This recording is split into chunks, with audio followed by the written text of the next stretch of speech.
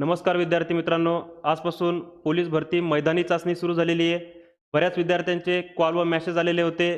तर आमचं एकाच दिवशी पोलीस सिपाई, कारागृह किंवा SRP असे 2 ग्राउंड एकाच दिवशी आलेले आहे. आम्ही कोणत्या ग्राउंडला जायला पाहिजेत, कोणतं ग्राउंड नाही दिलं तरी जमेल.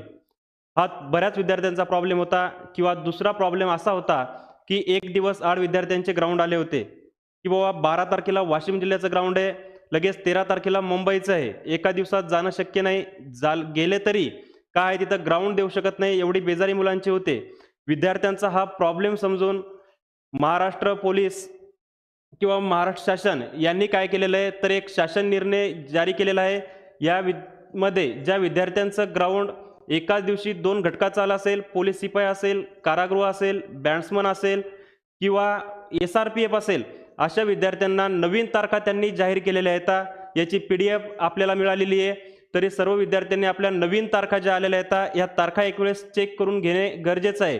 ज्या विद्यार्थ्याकडे अजून ही शासन मान्य PDF मिळालेली नसेल, अशा विद्यार्थ्यांनी DM मध्ये मेसेज करायचा किंवा आपलं टेलिग्राम चॅनल आहे स्वामी विवेकानंद क्लासेस वाशिम, याच्यावर जाऊन आपण नवीन तारीख कोणती आलेली आहे ही चेक करून घ्यावी.